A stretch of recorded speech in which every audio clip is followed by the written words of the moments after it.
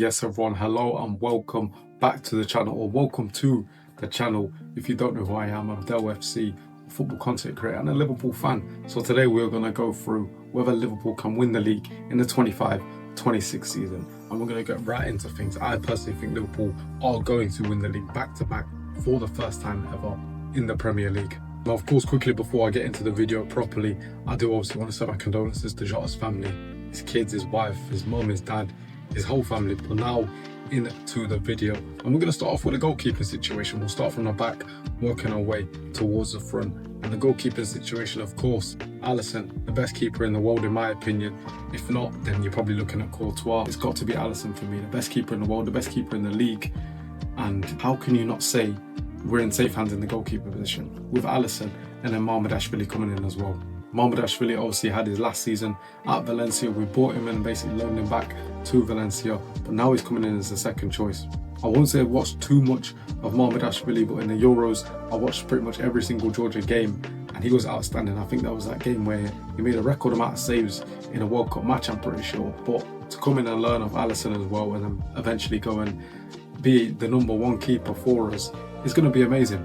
And now onto the defence. A lot of changes in the defence. Obviously, we've seen Trent leave. Robertson was linked to leave. Tsimikas is linked to leave. We've already seen Jarell Quansah leave as well to Bayer Leverkusen. And on the incomings, we've seen Frimpong and we've seen Kerkez. Obviously, no centre-back incoming just yet. But if we're looking at that defence, a title-winning defence. Obviously, last season it was Trent, Kanate, Van Dijk and Robertson at left-back. But now the starting lineup is most likely to be Frimpong, Kanate, Van Dijk and Kerkez.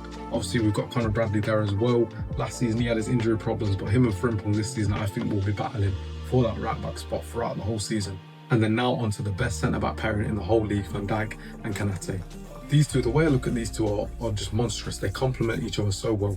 On the ball, Kanate is underrated, but on the ball, Van Dijk is ridiculous. He clears most centre-backs in world football for on the football. Passing ability, breaking the lines, that diagonal switch to Salah that we see every single week. But I think Robbo and Kirk are similar to the right-back position. I think there will be a battle going on there all season. I think Robbo might be trusted in a few more of the bigger games, the away games, and then Kirk has against the lower sides and obviously the cup competitions. But I think Slot is just going to slowly phase Robbo out. Obviously, people are thinking, how is it going to work between Frimpong and Kerkez if they do both start? So we'll see how it works. But I'm sure Slot will have something cooking for us next season. And now onto the midfield, probably the strongest part of our team going into next season. If we're just listing off the players that we've got in midfield available at the club at the minute still, we've got Gravenberch, McAllister, Szoboszlai, Harvey Elliott, Curtis Jones, Stefan Bajetic coming back off loan, and Florian Wirtz as well. And of course, Wataru Endo, what a legend, how can I forget him? Gravenberch, what more can be said about him last season? Bajetic, in my opinion, should be that second option. I do think he deserves a chance, but I can see him being loaned out again this season just to get more minutes into his legs. But then onto the attacking midfield positions, obviously we've got Florian Wirtz. Will he start in a false nine? Could he start off the left? But I personally think if he is going to be in that midfield spot, he's going to be in Szoboszlai's role, or he's going to be in that false nine. But I think he's still a midfield option, and the price tag, forget about it. I think just focus on the quality that Wirtz is going to bring into this team. I think what he'll bring to the team, I think what Slot and Liverpool are looking at is, we're losing Trent's creativity. How can we develop that in other areas of the pitch? And Florian Wirtz is definitely one. Help Mohamed Salah if Salah has a little bit of a fall off, because last season was an all-time season from Salah. And we're expecting Wirtz to come in and contribute and take a bit of the weight away from Salah, to be honest. He's 33, 34 years old now. Obviously, everyone's hoping that he has an amazing season again, but it's very likely that he has a drop-off. Maybe even a small drop-off. We're talking 5-10 goals. But if you're bringing in a player like Wirtz, he should help negate that drop-off from Salah.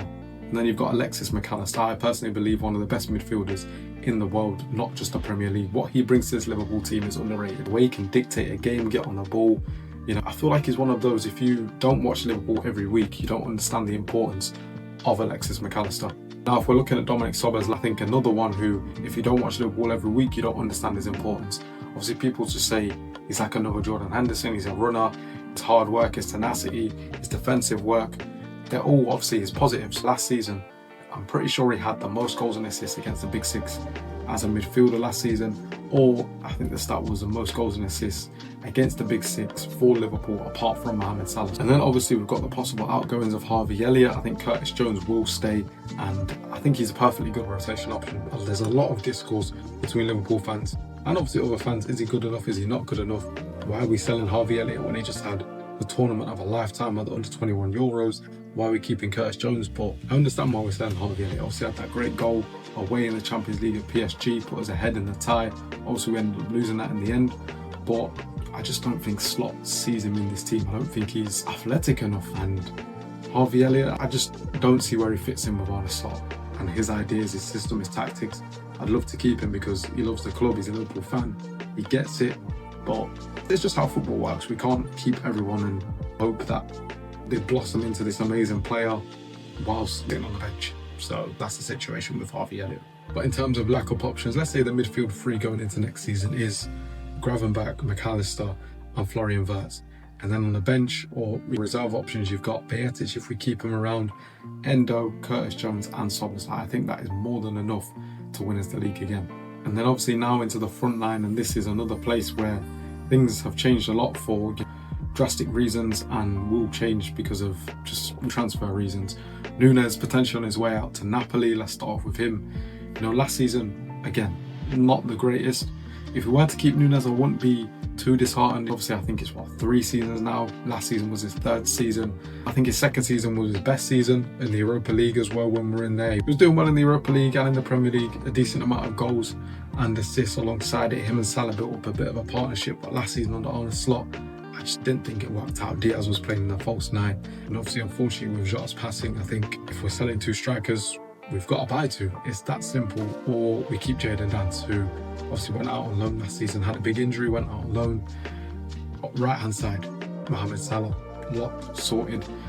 Best Premier League winger of all time, one of the best Premier League players of all time. I don't need to say too much about him. Everyone knows what Mohamed Salah brings to his Liverpool team, whether it's goals, assists, turning up in the big moments, taking a penalty, pulling something out of nothing. After last season as well, people thought he was falling off from before the start of the season, but Mohamed Salah is Mohamed Salah and he will deliver no matter what. Now we'll move on to the left wing spot, and then we've got Diaz and Cody Gakpo. Luis Diaz and Cody Gakpo, I think, were the perfect blend and mix of wingers last season. Obviously, like I said, Diaz shifted into that false 9 position at times. He can play there, but I don't see him there. But him and Gakpo on that left hand side, I think, is the perfect combination of wingers. And then you have Luis Diaz, more of a dribbler, going past people. Gakpo as well last season had a quality season, a lot of goals, a lot of assists, especially in the Carabao Cup. I think he was a top scorer. Also, we got to the final and lost against Newcastle. But like I said, I think they're the perfect mix. Diaz is linked with a move away, but Liverpool right now are, as I'm recording this right now, are rebuffing any offers from Bayern. Saudi haven't put in an offer yet, as I've heard, but Barca as well, apparently coming back in for Diaz in the next couple of weeks. But it's going to take, I think, a bid of 80, 90, maybe even £100 million if Liverpool are to sell Diaz.